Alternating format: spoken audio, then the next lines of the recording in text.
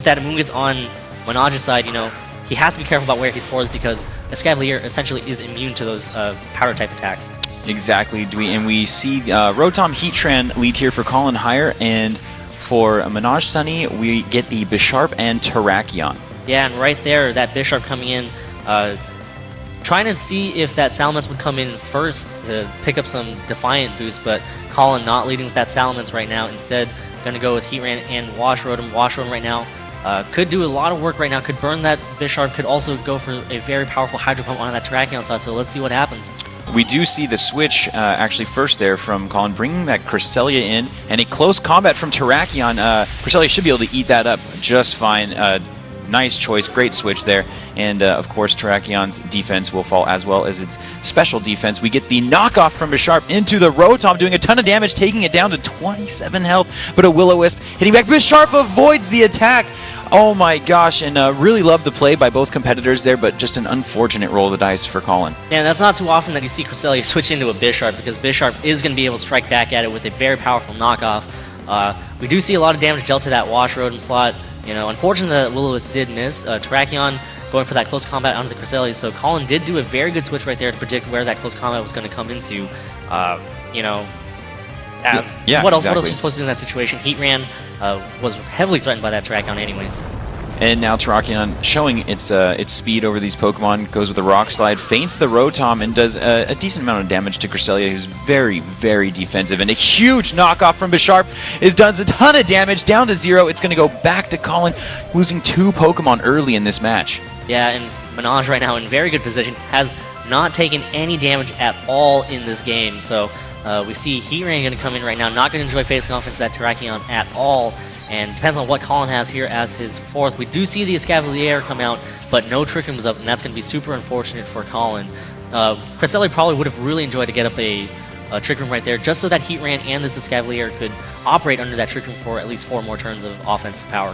It looks like Colin deciding to go with the Protect here, realizing that he is vulnerable to a close combat. He, of course, protects himself. Bisharp going with the knockoff onto the Escavalier and does a ton of damage, taking it down to 33 health. And knocking off a Life Orb, I believe, and I think we see an Iron Head into the Terrakion slide. It hangs on with a Focus Sash, so a double item reveal there. That's why Knockoff is such a great move. Not only does it do a lot of damage, especially on Bisharp, you get to see the item. Yeah, and that's definitely one good advantage of using Knockoff in these best-of-3 sets. Even if you knock off for a little bit of damage, you still get to see what that Pokemon is running as their held item. And we get a close combat into the Heatran, picks up the feint in one shot. A critical hit, of course. Oh my gosh, Terrakion just going ham. And the Heatran does feint. It's going back to Colin here, getting those debuffs to its stats there, and a knockoff finishing Escavalier there. So a huge match for Manoj. That's incredible, who I believe before that said he always loses to Colin. Yeah, and he took that in pretty dominating fashion right now because, only one attack was really able to come off on Colin's side, that Iron Head and that Terrakion, as Manoj wins it 4-0. So Colin right now, one of his big priorities, maybe bring that Salamence to slow down the Terrakion and also slow down that, all those other physical attacks, but he does have to be careful with that Bisharp, right? Mm-hmm. Another thing that Colin really needs to do is be able to set up that Trick Room. That's going to be so huge, especially with that Terrakion that's so fast, that's going to be outspeeding a lot of, Colin's team. Colin's team is built for Trick Room right now, it looks like it.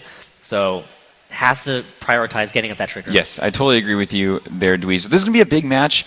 Colin can battle back. That's what's so great about the format, right? It's 2 out of 3. So we see these great players really learning from their mistakes and stepping up their game. So we could see Colin take 2 in a row here, but Manoj does appear to be in quite a good situation. Yeah, Colin is 3rd in the world. He's played so many best-of-3 sets so far. He has so much experience, and I'm sure he's been in the situation before where he is down the first game and he's been able to come back. Yesterday he started 1-2. He started 1-2 and came back to win 6 straight to qualify for Day 2 of Nationals. So Colin is a very tough player, but Manoj right now is definitely going to try to finish this off as soon as possible. Does not want to let Colin pick up any momentum at all, and Manoj is probably going to go ahead and bring all his Trick Room counters. Bisharp's going to be a big one. We saw how much damage that did to that Cresselia last game. That knockoff is so powerful, and if the knockoff won't pick up the knockout, then a Rock Slide from Terrakion could possibly pick up a flinch. Kangaskhan can also do a lot of damage, and Amoonguss, that's a risky play to bring Amoonguss because if you've seen the Escavalier, you know that Escavalier has that overcoat ability, and it's going to prevent it from being able to do anything really to that Escavalier.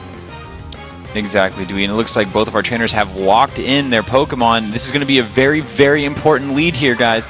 Salamence and Cresselia there for Colin. And from Manoj, we're going to get that Bisharp Kangaskhan. So he goes into the Intimidate there, going to get that Defiant boost. This is actually really big for Sunny there. Yeah, and like I said, you have to be careful about where you lead that Salamence, because that Intimidate is going to boost Bisharp's attack stage by ultimately 1. The Intimidate drops it 1 stage, but then the Defiant boost boosts it by 2 stages for a net of 1. Bisharp right now is going to be hitting really hard, going to be able to hit that Cresselia with a knockoff, might even pick up a knockout in 1 shot, so Colin right now has to be a bit careful about what he's going to do. Kangaskhan does have fake out support from Manoj's side, could possibly fake out 1 slot and try to pick up a knockout with Bisharp on the other. It looks like we're going to go ahead and get the switch here from Colin into the Tyranitar, going to, of course, get the sand up there. But a very, very difficult lead, obviously, unfortunately, for him. Salamence going Mega now. Oh, Colin showing off his Mega Bracelet there. Calling for it, and let's see what we get here. Kangaskhan also going Mega as well. And I do love the tweet here we got from Garchamp. Says Manoj means business. # play Pokemon. So guys, get in the conversation. A Protect, of course, there on the Salamence, and Kangaskhan faking out Salamence not having it because of that Protect. Knockoff from Bisharp into the Tyranitar slot there. Doesn't do a ton of damage, but gets rid of the Assault Vest. And the Sandstorm, of course, will just do a little bit of chip damage to some of these Pokemon. Yeah, and Colin's still in not the best position because, that knockoff did a lot of damage to that Tyranitar, more than Colin really would have liked to see. 1 stage of increased attack Bisharp is doing that much damage to a Tyranitar with a resisted move. That's just a lot of damage for Colin's side to be able to handle. Salamence does get the speed boost right now, and one thing that Colin does know is that Bisharp does not carry a Focus Sash. Would not be surprised to see if it's Choice Banded right now. That's probably why it's doing a lot of damage to all the Pokemon on Colin's side. He just needs 1 good hit on the Bisharp, and that should be able to pick up the knockout right there. And that's going to be huge for him to be able to get back to Cresselia inside and go for a Trick Room if he really needs that. Great analysis there, Dwee. And we do see the switch into Landorus from Manoj. Going to get an Intimidate here, like we mentioned earlier. They're everywhere. Right. There's so much Intimidate right now in the game. Salamence going with Frustration here into the Kangaskhan, doing about 50% damage, but a low kick going back into that Tyranitar slot. Definitely going to pick up the feint there, and it will go back to Colin. So we do see that Tyranitar does get knocked out. We see Landorus come in instead of that Bisharp now. Bisharp might be a bit more manageable because Colin has no other way to boost its Defiant or activate its Defiant ability. So right now, good position for Cresselia to come in and set up a Trick Room, and maybe that might be what needs to happen in order for whatever Pokemon Colin has in back to have the proper tools to operate and pick up some knockouts. The Salamence is a bit slower, most likely built for the Trick Room mode. Yes. So this Landorus out on Manoj's side right now can go for a Rock Slide, possibly pick up some flinches on that Cresselia and the Salamence. Colin deciding not to Protect on this turn, does end up taking the Rock Slide damage here, but the Salamence taking it like a champ. Earthquake from Salamence, of course, won't affect his own Cresselia there because of the Levitate or the Landorus, but will pick up some damage on this Kangaskhan, but not too much from that Landorus' Intimidate there earlier. Yeah, and we see Kangaskhan go for that double edge in that Cresselia slot, going to do a good amount of damage back to that Cresselia, bringing it all the way down to 50%. A lot of recoil back to that Kangaskhan. Yeah, but that recoil, yeah.